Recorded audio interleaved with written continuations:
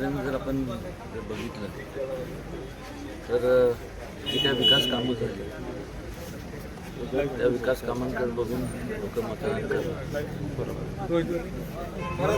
यावेळी पहिल्यांदाच भाजपच्या चिन्हावर दोन्ही राजे एकत्र लढत आहेत आणि आतापर्यंत आघाडीवरून निवडणुका होत आहेत. निकालात कसा वाटतोय? निकाल काय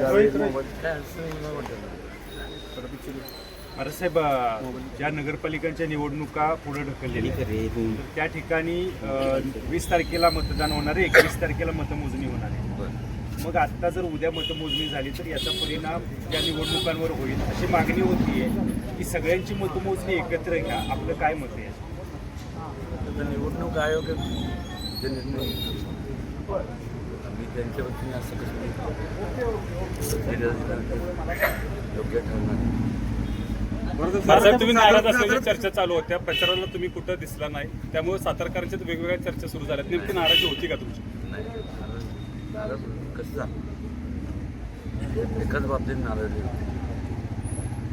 माझी पण इच्छा होती फॉर्म भरायची, माझा राहिला भरायचा. कार्यकर्त्यांमध्ये काय झालं की काही जण इच्छुक बरेचसे होते आपल्यामध्ये, पण इच्छुकांनी पण बंडखोरी केलेली आहे, त्याबाबत काय?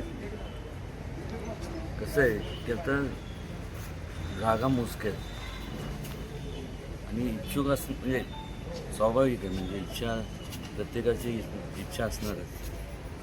आता ज्याचं मिळालं नाही त्यांनी काय निर्णय घेतला तर त्यांचं वैयक्तिक प्रश्न आहे.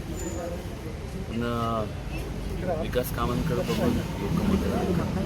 बरं, महाविकास आघाडीचं आव्हान होतं तुम्हाला म्हणजे भाजपला साताऱ्यात, तर काय वाटतं वातावरण तुम्हाला? भाजप कशा पद्धतीने किती सांगितलं ना, लोक विकास कामांकडे बघूनच मतदान करतात. महाविकास आघाडीचं आव्हान वाटलं का तुम्हाला या 15 दिवसात? काय आव्हान वाटलं का महाविकास आघाडीचं? काय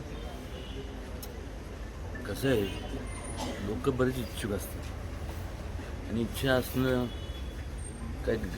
असणं काय गैर नाही, पण लोक विकास कामांकडे बघून मतदान करतात. ओके.